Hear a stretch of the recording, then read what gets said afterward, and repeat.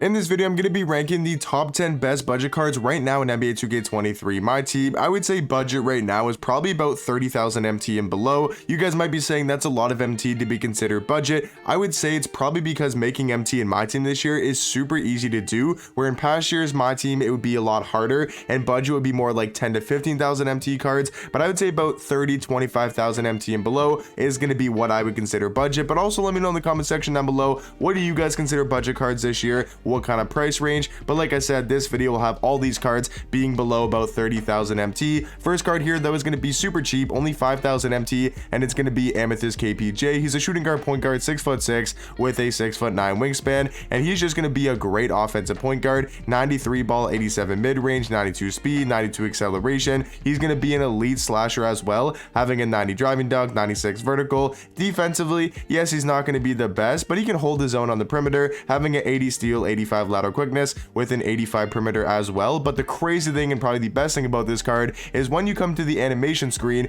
he's got the KPJ jump shot on quick timing. It's a super good release and it's going to be very fast as well, and that's what makes this card super elite. He's a 6'6" point guard, he's elite at going to the basket, and he has one of the best jump shots in the game, at least for a point guard. So for an Amethyst card, he's one of the best budget cards in my team, coming in at my number 10 spot. And then at my number 9 spot here is going to be Amethyst Porzingis. He's a small power forward, I should say, 7 foot with a 7'3" wingspan, and this card, man, is super glitchy. He's basically got 80 in every single category, like 80 driving dunk, 80 standing dunk, 82 3 ball, 82 mid range, 84 speed, 84 acceleration. Even defensively, I know it's showing like yellow stats, but it's still going to be like 78 interior defense, 78 perimeter, 78 lateral quickness, 80 blocks. So overall, he's basically just gonna have 80 in every single category, and he's a 7 foot small forward. But just like KPJ, the crazy thing about this card is when you come to the animation screen, he's got his jump shot on quick timing, so a super fast release, and he's got the best dribble style in the game, the MJ dribble style, and he's got the normal leaner as well. So I mean, the card's movement's really good for a 7 foot small forward. He can shoot the leaner really well, and he has a great jump shot. Being a 7 foot small forward with pretty much 80 in every single category, definitely deserving of a top 10 spot in the top 10 budget cards list, and only about 5,000 MT and below, so a super good value card in my team.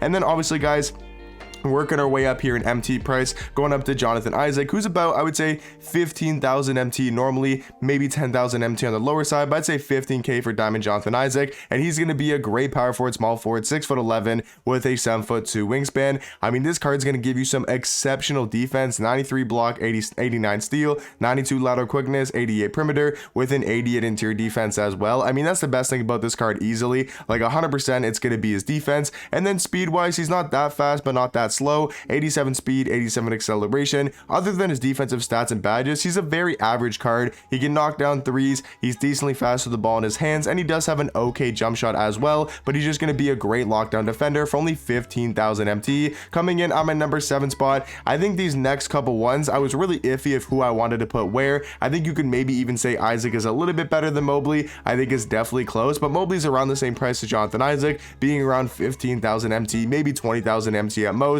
He's going to be a power forward center, 7 foot with a 7'4" wingspan, and this card, just like Isaac, is going to be a great defender. 92 interior defense, 92 block, 84 steal, 86 lateral quickness with an 86 perimeter defense as well. He's decently fast for a power forward or center, 85 speed, 85 acceleration, and then he also does have an 88 vertical and an 85 standing dunk. I will say the nice thing about this Mobley card is the fact that he can run the power forward spot, be super effective, and he can run center as well. So he's a super versatile budget card and does have a decent jump shot. I know it does say on slow timing, his release timing is on slow, so you might think it's a terrible jump shot and just super slow. It's not the fastest release, but I don't think it's that slow, and it's actually very easy to green. And then he does have the normal leaner as well. So Evan Mobley, a great budget card and one of the best in the game. And then coming in at my number 6 spot, like I said, these next couple guys, I think you could really go which whatever order you want to. Like, you could say Mobley's better than Giannis, but I do think Giannis is just going to be a little bit better. He's a power forward center, 6'11" with a 7'4" wingspan. I think all around with his player model, his animations that Giannis always gets in my team,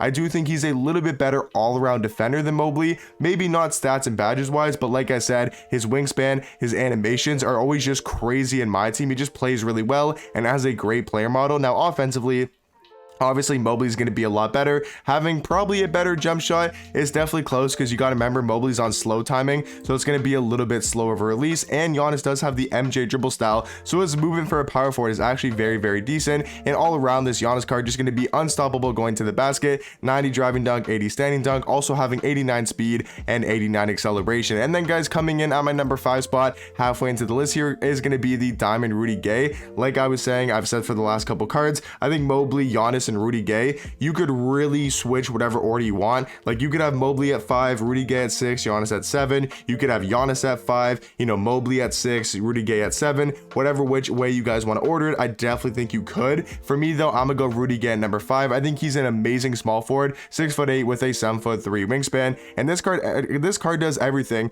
at a very high level. He's gonna be an amazing rim runner, 95 driving dunk, 95 vertical. He's super fast, 90 speed, 90 acceleration. He's got a great jump shot. Like always in my team, he always has a great jump shot. And then he does have the Trae Young dribble style, one of the best dribble styles in the game right now. So overall, he can knock down the 3 ball very well. He's an elite rim runner, great at going to the basket. And then defensively, he has a great player model.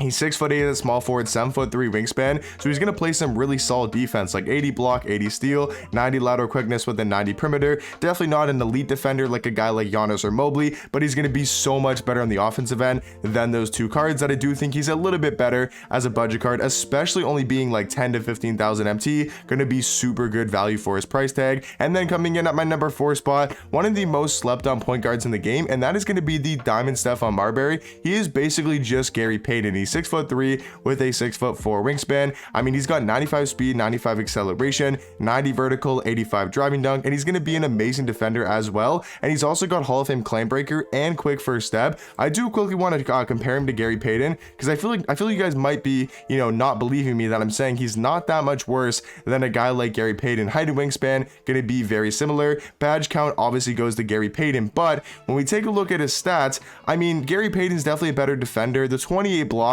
I feel like doesn't make that crazy much of a difference. Also, Marbury has a plus 15 driving dunk. In a game where the meta is going to the basket and rim running, I would like to have, you know, a plus 15 driving dunk, 85 compared to 70. I think that's a massive difference, a lot more of a difference than just a plus 28 block going from what, a 52 to an 80. I mean, yes, it does make a little bit of a difference, but you're really not getting blocks with your point guard this year. And then badges wise, yes, obviously Gary Payton going to be a decent amount better badges wise, having Hall of Fame clamps, interceptor, menace does make a pretty big difference for a point guard. But what I'm saying is, for only about, you know, 10 to 15,000 MT, this Marbury is just going to give you some amazing good value and basically just a budget Gary Payton. And GP obviously still one of the better point guards in my team. And then guys, coming in at my number 3 spot is going to be the Diamond Kristaps Porzingis. He's right at the most expensive of the budget cards, around 30,000 MT. Sometimes he's a little bit lower, dropping down to about 25,000, and he's going to be one of the best centers in my team. He's 7'3" with a 7'6" wingspan. He's got a great jump shot and a 93 ball, 90 mid-range, also having Hall of Fame catch and shoot, corner specialist, deadeye, and limitless range as well. Yes, he's not the fastest and not the greatest defender, but he's 7'3" with a great player model, so his defense is going to be a lot better than these stats and badges do show. He's just going to be one of the best, if not the best, pick and pop center in my team right now.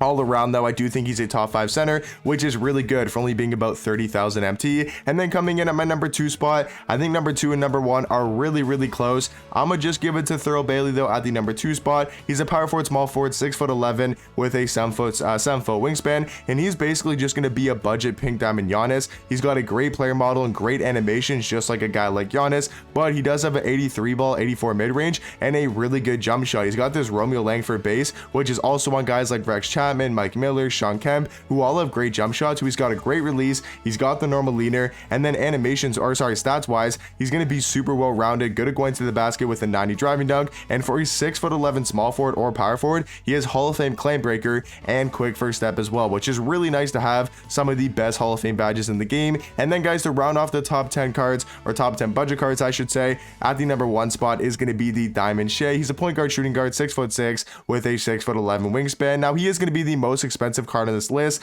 about 35,000 MT, but I've seen him drop as low as like 25,000. So I'd say he's probably normally around like 30 to 35,000 MT. So I definitely think he fits the meta, or fits the, you know, the price point of 30,000 MT and below for obviously being a budget card. But yeah, guys, that's gonna round off my top 10 budget cards in the game. Let me know in the comment section down below who are some of your guys' favorite budget cards to use right now in my team, and let me know what you guys would change about my list. But I'll catch you guys in the next one.